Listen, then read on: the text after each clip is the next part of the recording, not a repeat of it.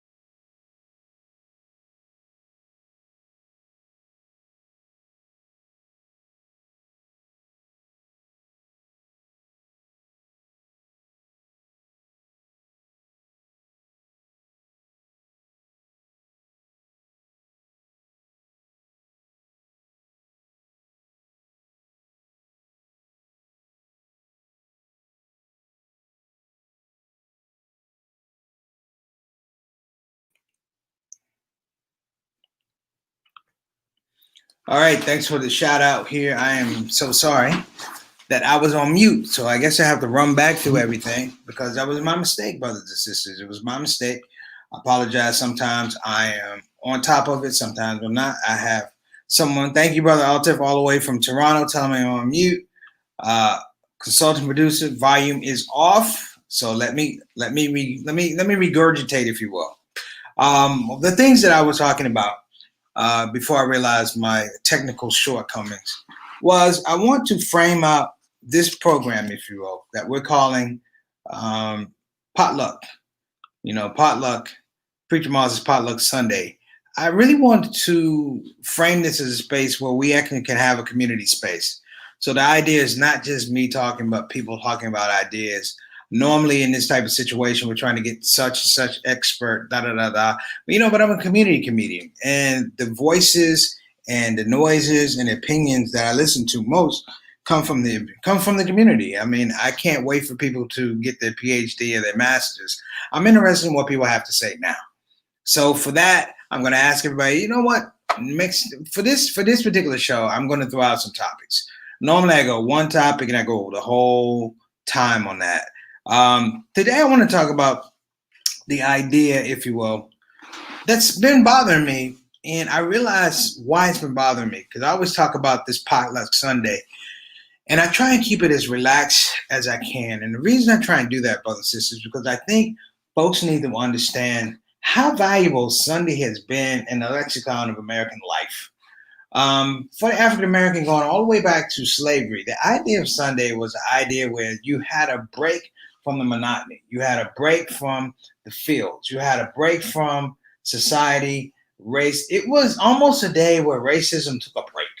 Can I say that? Like racism took a break on Sunday. We counted on people going to church, and that would at least last till Monday. So I'm going to anoint this day. I know Friday is Juma, Friday is the Sabbath, and Sunday is Sabbath. But I'm going to say just this little piece of Sunday, just this little half hour, 20 minutes.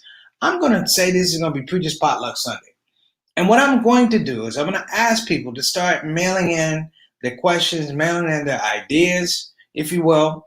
And when I say mailing in ideas, suggestions, because I don't want to be a show that, it's just myopic. I'm only talking about what I want to talk about. Okay. That's number one. Number two is I think that at this point in time, with the amount of shows we have underneath that belt, that it has to expand. When I say expand, I mean that we have to look at some aspects of how we're going to grow a show and how the audience is going to be properly nourished. When I say properly nourished, means I don't want you to come on the show as just like me talking. So as a part of that, we're going to start bringing in guests, maybe for the Sunday piece, maybe once a week, maybe twice a week. But it's always going to be about themes. So I'm really interested in what the viewership is interested in, the community is interested in. So, please hold on to those thoughts. Let them ruminate in your mind, if you will. Like I said, we're trying to expand and trying to be a much bigger show. Okay? Now, one thing that has escaped me, and I'm going to talk about this a little bit, and in some regards, I'm going to tell on myself a little bit. I know I talk about Sunday dinner, potluck. America has not, for a long time, been a Sunday dinner place. It hasn't been a Sunday dinner place. I can openly admit having my mother argue with me about sitting down and having a meal. When I just say sit down and have a meal, it's not in front of the television. We're not talking television. You're talking your food is here, mama's food is here. Just the idea. When's the last time you set a table and it wasn't a holiday? These are the things that I'm talking about, because these are things that keep us grounded, if you will, but also, it keeps us thinking about how situations are better. Our community, our family, things like that. And I say this because with this pandemic, not being able to perform in a lot of regards, no live shows. What's interesting, folks? I found myself watching TV, but I've been watching the wrong things. I recently did a show back where I did a janaza for the show Cops. After 30 years, the show Cops was taken off. And then I turned around and I started watching, you guessed it, First 48. And I started thinking about, okay, I'm watching First 48. I felt bad about it. But then I just started breaking down, why is there a First 48? Like, what was the idea of this proliferation of TV shows, cop shows, that were largely based upon incarceration, arresting poor, uneducated folks, poor education, poor job situation. I mean, traditionally downtrodden, disadvantaged, disenfranchised people. I was like, how are these shows so high rated? And I get on myself, and I get on my aunt. My aunt is a 48-hour. I love you, Aunt Dot, but I'm gonna blow you out. My aunt is a First 48 junkie. And I mean, she knows all the article. I mean, she's seen every episode at least 5 times. She's a junkie. And it's interesting because where she lives in Washington, D.C. is a high crime area. And I'm like, why are we watching a show about crime in a high crime area? Do you hear what I'm saying? Why are we watching a show about crime in a high crime area? And then it hit me. The genius, or the evil genius, of the people who came up with the show, Cops, was the evil genius of the show evil genius of the people who came up with the show First 48. Meaning that there's a fetishization, if you will, for Black suffering. There's a fetishization of Black suffering, meaning these shows it's casework. If anyone has ever been in social work, they understand the finality, if you will, and the importance of casework. And it's not just casework, but it's case management. Anybody knows about inner city schools or inner city education, things like that, there's a heavy presence of social services around. I'm not being stereotypical, but there's a heavy presence of social services, meaning that people need social services, whether it's people getting SSI, whether it's people getting welfare, whether it's people getting food stamps, and it lends to a culture, because I started thinking about how is First 48 perceived overseas. How is it perceived overseas? Like, I watch this show, and it's a rah-rah show for arresting Black people that commit violent crimes. Not commit crimes. Listen to what I'm saying. Not commit crimes, commit violent crimes. See the show Cops, you can watch it, somebody DUI, a fight, domestic violence, but then First 48 ups that. When I say ups that, I mean it gives you the graphic picture, if you will, of Black people in violent crime. And I realize that this show has been on quite a number of years. And when you watch it, if you're looking at your own emotions, when you watch it, there is a lack of compassion, if you will. Like, I just watched an episode, and I'm going to be honest. A mother was killed by an ex-boyfriend, okay? A mother was killed by an ex-boyfriend, and here's what I saw. Hey, what's going on? Walaikum Assalam, brother Z, how you doing? We're talking about First 48. Here's the thing that I saw when I was watching First 48, brothers and sisters. They let you know that a murder has taken place. They don't do it for burglaries. They don't do it for robberies. They let you know this is the homicide division. And clearly, they want you to make a choice about this show. And so when you're watching the show, brothers and sisters, when you're watching the show, it occurred to me, it's on for an hour. It's on for a hard 44 minutes, 60 minutes of advertising. But you are enthralled with the idea that you're watching police work. But you're not necessarily watching police work. You're watching reminders that communities and societies have failed us, that people don't feel safe. And as you watch it, it's a weird voyeurism, if you will, because somehow watching all this stuff, I watched 2 episodes, watching all this stuff, in some regard, I could turn it off and not have any emotion. I could turn it off and have absolutely no emotion. And why is this important? Because there's a game to be played here.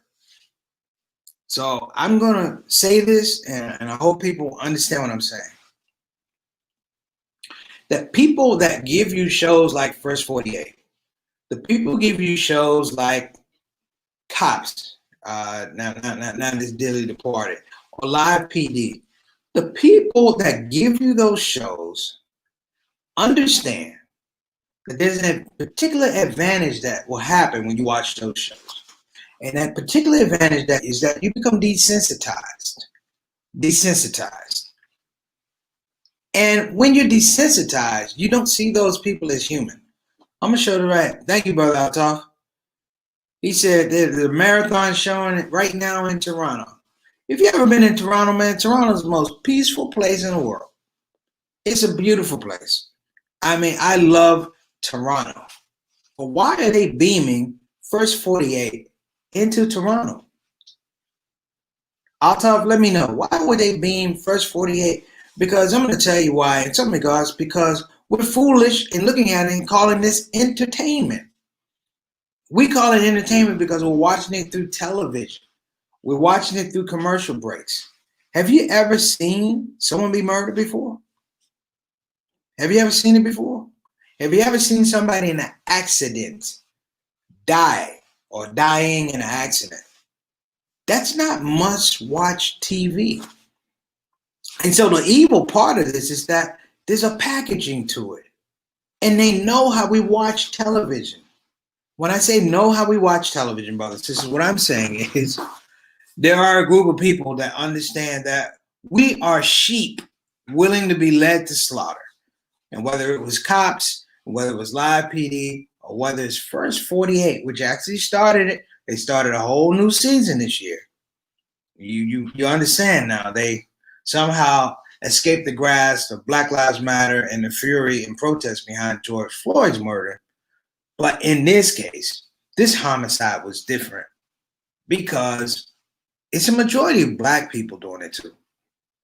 It's a majority of Black people that are committing homicides. Places like Birmingham, places like Tennessee, places like Georgia.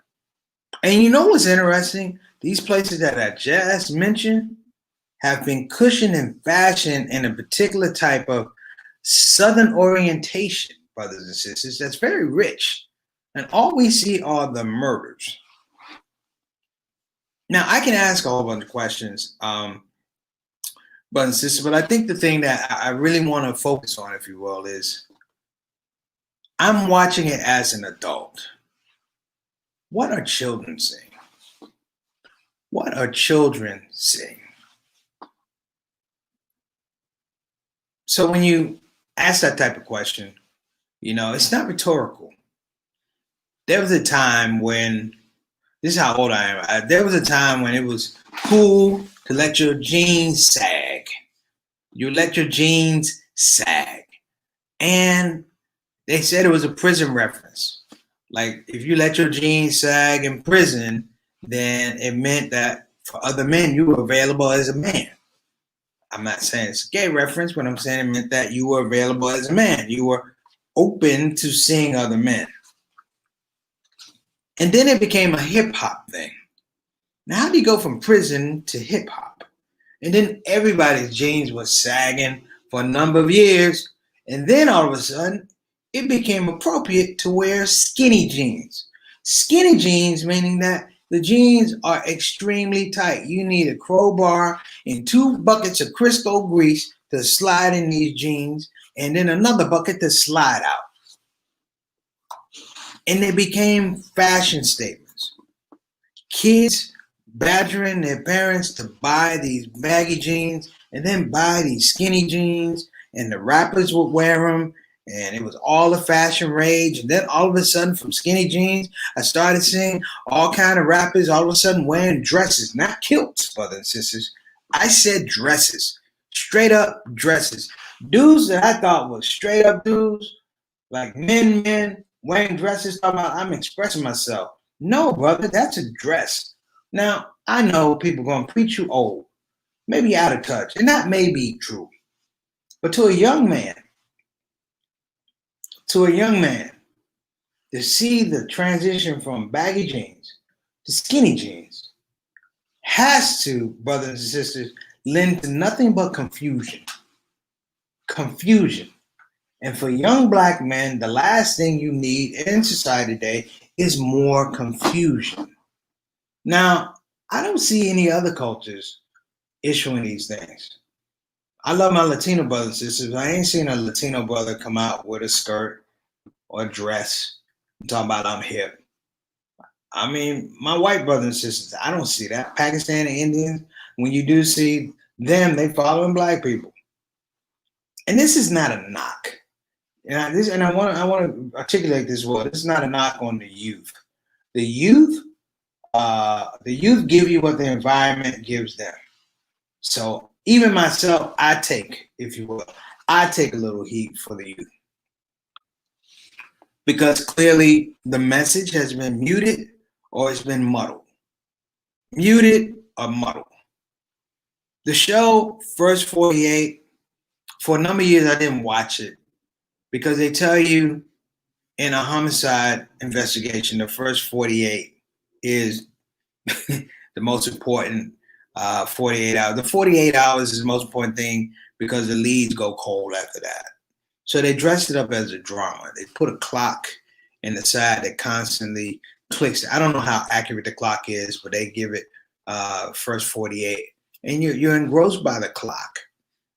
Indeed, the clock is about time. But I think metaphorically it's about how you're spending your time. We look at first 48 and we begin to root. Are they going to get the person in the first 48? It's the game that has been baked into this show that you secretly root for them to find out who did it, that are not understanding, brothers and sisters, that while you're rooting for who did it, we're totally going away from the damage that's been done from this murder, the damage that's been done from this act of violence.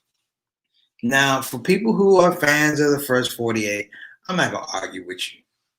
I'm not going to argue with you, okay? You know, conceptually, we may have different ideas about this show. But this thing I do know, and I will say this very clearly, the idea of violence, black violence on black violence, showing black bodies as victims is an extremely dangerous thing. We're not talking about it. It manifests in different ways. We find rage with George Floyd, but we don't find rage with First 48. Let me say it again. We find rage with George Floyd, but we don't find rage with First 48. And you know why? Because First 48 is a TV show. It's edited, it's sound mixed, they find the right angles. Do you hear what I'm saying? It's a program. We're not angry at First 48 because somehow to us, that's just entertainment. There's no space for us to be enraged or upset or want to protest. Nobody protests First 48. I literally have arguments with my auntie about watching First 48 over and over and over and over and over again. So as I began to slowly wrap up, I'm going to say why this is important. Because we have an election coming up. Now this right here is Potluck Sunday Talk. Normally I ask you, what do you guys think about this election? How are you feeling about it? And for this, I may be, don't quote me, I may be doing some stuff on Instagram Live as a part of the ShOUT show. So ShOUT show, IG Live, after show. But there's things that bother me because we have been extremely desensitized. And I say black people have been desensitized, but here's the whip. Here's the twist. White people have been extremely desensitized to the point that they're not seeing these people, black people, Latinos, as fully engaged creations of God, fully endowed citizens, if you will. And they feel as though if I'm watching a television show and it's entertainment, that if I did it, and there's different types of violence, brothers and sisters. You know, you think of physical violence, emotional violence. Let me tell you something. There's something called political violence. Mark it down. There's something called political violence. And under the auspices of being political, we do more damage, or politicians do more damage to people's credibility, their lifestyle, their communities, and their environment. So this election, if you will, if you're not careful, if we're not on the front side of a conversation, this election will turn into just another episode of First 48. Victims will be Kamala Harris. Victims will be Barack Obama. Victims will be Joe Biden. Victims will be the black community. Victims will be the dreamers, because there's a precedent that's been established over and over and over and over and over again. Right now, they're talking about the post office. Let me tell y'all something about politicians when they really want to get their way. Politicians are like criminals when they're not on top. When they're not doing the job they're supposed to do, it's criminal. It's crime. They should be arrested. But when a criminal tells you what they're going to do, mark my words. Mark my words as a Muslim. When they tell you what they're going to do, they've already done it. I'm going to rob the store down the street. They've already robbed it. I'm going to go get that bank. They've already got that bank. So be very careful, brothers and sisters, because the desensitization that I've talked about and gave you the metaphor of cops, not just cops, but First 48, homicide. That level of desensitization will allow people to engage in very nondescript ways, but very non-traditional ways. This will be a revisiting, if you will, of when Barack Obama was running for president in his first term. There was a brother, he used to be on MSNBC, Chris something. Can't remember him. And I was in a plane. I had a layover in Cleveland. They asked me about Barack Obama running against John McCain, and I said, "Man, if you think it's weird now," I said, "watch how weird these white people get if they think he's going to win." So let me tell y'all something here, and I mean this. Pick up the phone and call your community. Get off the apps. Get off TV. Get off radio, if anybody still listens to radio. Call the people in your community and talk about what's important. Pick up the phone, call them, and ask them what's important in this election. And figure out the people who are making decisions who are desensitized. They might not even know that they're desensitized. It means you have to do your homework and due diligence. We can't afford, forget Donald Trump, okay? Forget Donald Trump. We can't afford to continue holding up the environment that we're dealing with right now. And that's not one man. That's the acquiescence of a whole lot of people. People have the people have had other wills imposed on them, and to the point where by their submission, they think gives them peace. You know, my favorite part of watching First 48 is when a suspect knows his rights. Think about this. What if everybody that went on First 48 knew their legal rights? That show would be an hour. It'd be 6 minutes. You could have 15 suspects. And I think I just want to talk to my lawyer. You see what I'm talking about? Even that little space, knowing your rights, having knowledge of the judicial system, you know, because the people they bring in, it's like they don't know. So, brothers and sisters, this is a potluck type of deal. Our topics next week, and inshallah tomorrow, I am going to give a very, very deliberate and a very, very, that's right, the election is a circus. Thank you, Z. I'm going to give a really, really detailed understanding of this whole go back to school thing. When I say a very detailed understanding go back to school, it's like I really want people to understand what this process is. Years ago, when I was a teacher, I taught in Milwaukee Public Schools. One of my brothers on here, let me give a shout out. Do I believe there should be a black agenda? I'm going to talk about that too this week, but I'm going to give you a quick answer. Let me finish this up. When I taught in Milwaukee, Wisconsin, we had a infection of the water system, and it had a bacteria that got into the water system. It's called Cryptosporidium, and it affected the water system. Like it got beyond the water purification system, and the city of Milwaukee was extremely sick. You had a lot of people with compromised immune systems passed away, AIDS victims, young children. You had some people that died from this. And the decision of Milwaukee Public Schools at the time was to leave the schools open. Now, at this time, they had decided that the water was the problem, and they fixed the water. But for a little period there, we didn't know. And they had kids going to school, and they had teachers going to school. Now, this situation that's going on right now with COVID is interesting because it seems like the same framework is happening. So tomorrow, I'm going to explain to you some of the nuances of the decisions that are happening, number one. And number two, I'm going to take a little bit of time. We might even be on a little bit longer because I've talked to some parents. We might be on a little bit longer because I want to explain to parents and teachers what the dangers are. Because right now they're framing up parents and teachers like the North and the South in a civil war. And it's a very dangerous thing. Let me answer my brother. Do I believe there should be a black agenda? Yes. In the words of my mentor, Dick Gregory, if you're dealing with a political system, you need a political voice. Thus, as he yelled in my ear, as I took that spanking, he said, where are the black political action committees? Because we can have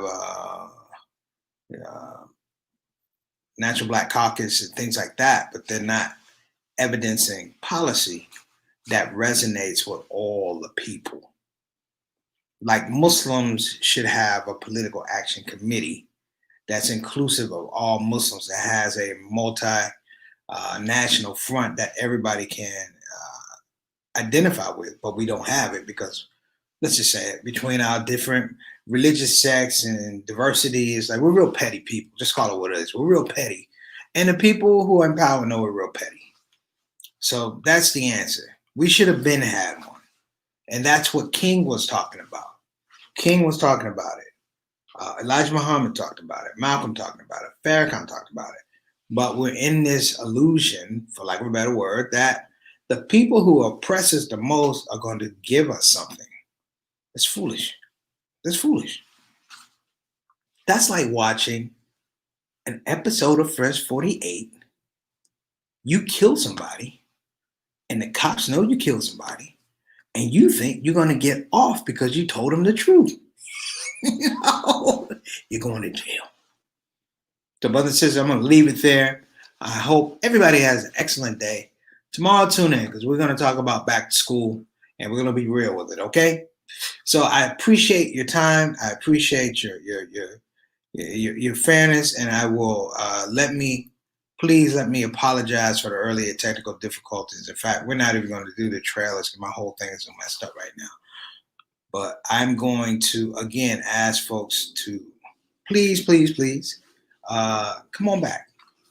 I believe the next couple shows, probably the next 15 shows, are really going to be community based, and I want to get to the point where the show is helping people, inshallah. So all you people that are in the chat, I want you to reach out to 3 or 4 or 5 people, let them know that the show is on, because I want to get back to the point.